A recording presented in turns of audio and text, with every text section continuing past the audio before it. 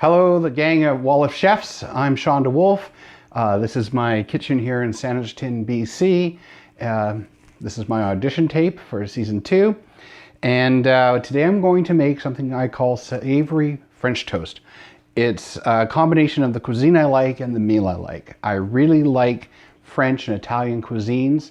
So I really like things like focaccia and prosciutto and balsamic vinegar and Parmesan cheese and those sort of flavors and influences. And the meal I like that I love to prepare for myself and prepare for other people is breakfasts and brunches. So today what I'm going to do is make what I call savory French toast, which is a combination of prosciutto, apple, and goat's cheese stuffed into focaccia and dipped as though it were French toast, cooked up, plated, and served with the side of something nice and light like a tomato avocado salad. So first thing I did was I sourced some great ingredients from some local grocers. I got some apples and I cooked them off just to give them a little bit of softness so they're not such a hard bite when you get into it. I got some nice focaccia from a local bakery, got some prosciutto that came from Italy, so you can't go wrong there. When it came to the French toast, I got eggs. I like to go for walks in the morning and come back with a couple dozen eggs. This came from a stand that was maybe 5 blocks away, and the price is great, the quality is fantastic. Like, check this out, like just vivid orange yolks, which are just fantastic because that they look great, but they also taste really great.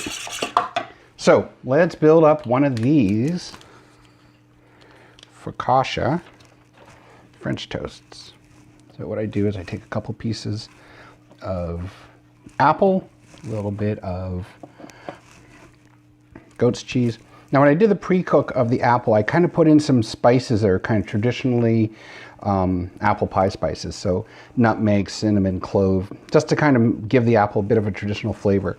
I really like that I'm getting the chance to put apple with prosciutto because pork and apple pair together really nicely. And being able to use prosciutto and, meet this kind of Italian delicacy, or it takes 18 months to make it, so it's you gotta respect and love that. So what I'm gonna do, roll that up, stuff it into that little pocket I cut in there. Make sure your heat's going. This is olive oil with a little bit of butter because butter makes everything taste fantastic. I've got this, which is a mix I made up of Old Bay, cloves, and a bit of nutmeg, which goes into the oil, so that way it transfers to the egg when you cook it. Gives it a bit more of an elaborate flavor than just kind of meat and bread. So, with that first dip, throw it in. Got room for 2, so I'm doing 2.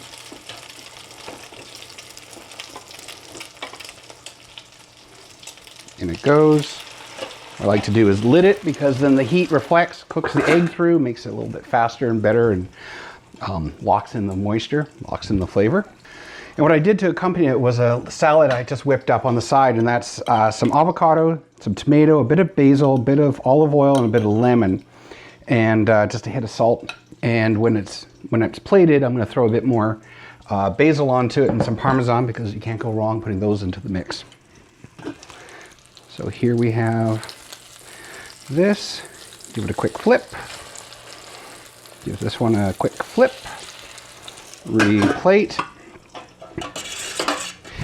In experimenting and getting ready for this, I tried a whole bunch of flavor combinations. So there's so much more you can do with this than just maybe ham.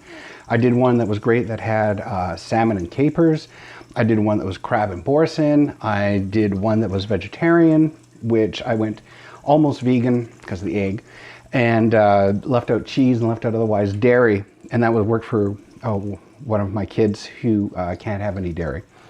So yeah, you've got a lot of flexibility with this, and if you were to host a party, like these stand up really well. Like they're great when they're fresh, but if you had you're hosting a brunch and you're doing a buffet sort of thing, and these are kind of sitting on the table, well, if they sit on the table for any length of time, they still hold up really well. So that's really good too, that They plate well, they last well, they're really, really a hit at parties. Because they have that French toast hit. They also have this sort of savory piece to it, so it just really is a win all around. And because they're versatile, you can do this so many ways, just even ham and cheese, and it's a total win. So these kind of got cooked on all the sides, nice browning. Going to take those off, kill the heat. Now what I like to do is give this a really good drizzle with this balsamic mix I made, which is a combination of balsamic vinegar, a little bit of maple syrup, and a little bit of those spices I talked about, a little clove and nutmeg in the mix, just to kind of bring it back to that same sort of apple pie thing. A little bit of salad on the side, little or lot. Another hit of some basil, and a little bit of Parmesan to round it out. And there you have it. So this is what I call savory French toast with a side of avocado tomato salad, and it's topped with a balsamic maple reduction. And there's my dish.